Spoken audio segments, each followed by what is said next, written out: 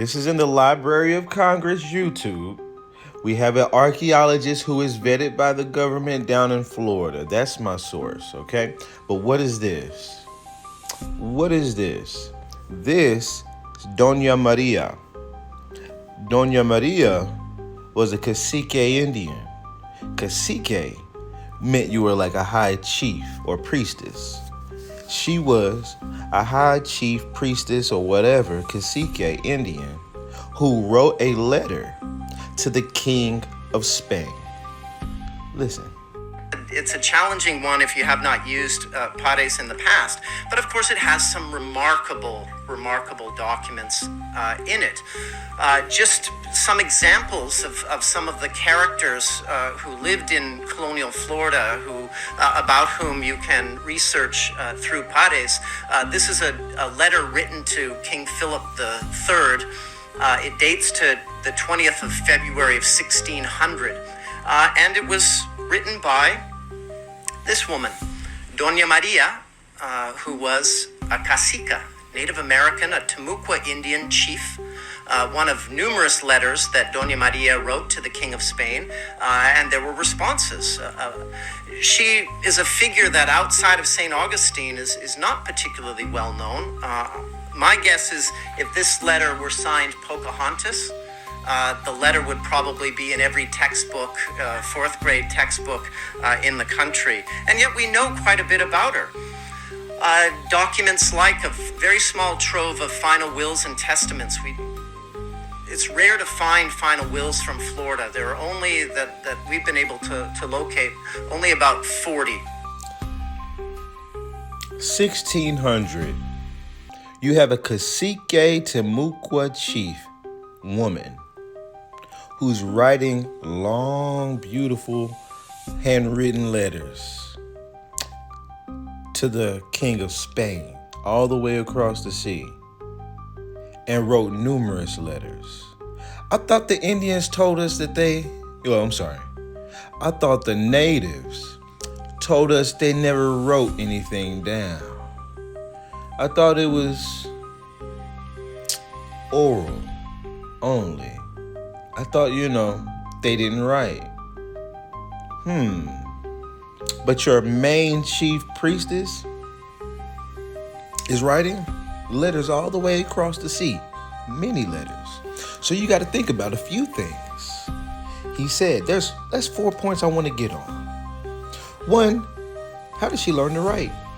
2, why is she writing to the King of Spain? 3, this is a letter, and they have multiple letters. Remember, he said, we know a lot about Doña Maria, but they don't talk about her in the textbooks or anywhere else. Well, that's a reason for that.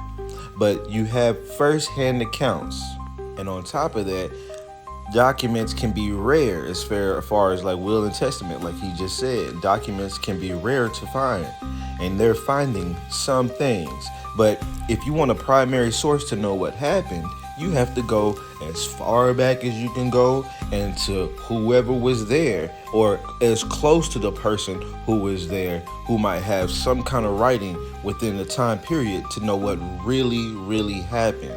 People try to sit here and say, I got this book from the 1900s telling me about what happened. How the hell does he know? Did he read this? Did he read all the letters and all the books from the 1600s to make sure that the 1900s book is exactly in line with what they said in the 1600s? But regardless of that, I thought you natives told us you didn't write anything down. When did you learn to write? Or was they already writing? And it just goes even further. It goes even further to disprove all the lies. I've already showed where this same guy says, hey, all these diseases they said they get, that's a lie. And let me give you a quick clip.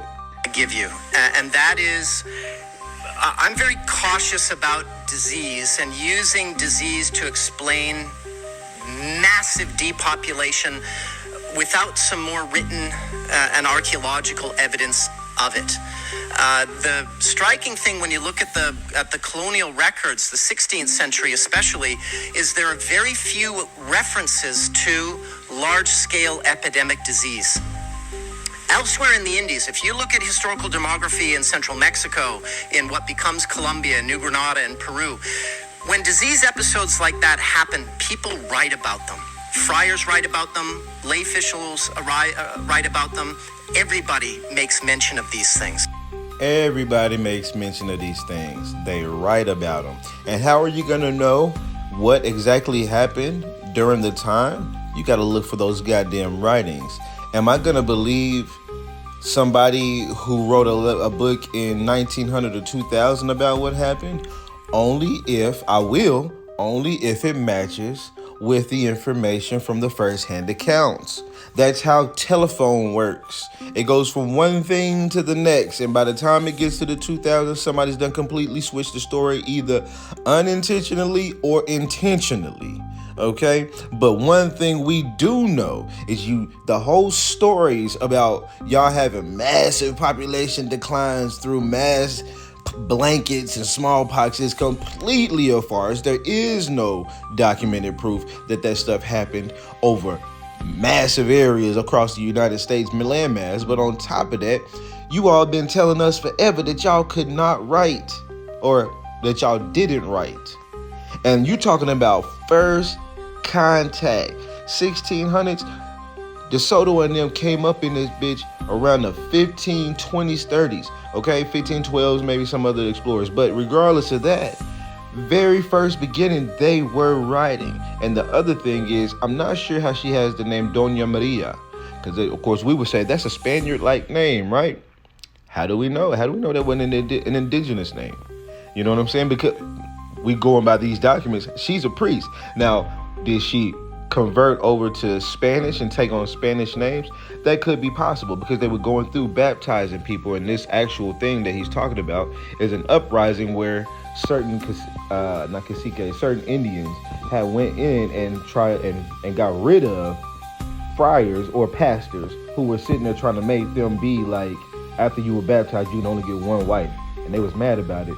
So they was like, okay, no, we're gonna go in and get rid of them pastors, you know what I'm saying, and all that. So all that tells me is, oh, okay, some people were playing into the game. So some names may have changed due to the fact they took on Spanish names, or it could have just been the fact that these were some of our names. Either way, these niggas been playing. Y'all natives been playing. You ain't got, your disease story is bullshit, and now your whole we don't write things, we just the oral people is bullshit. Don't be playing.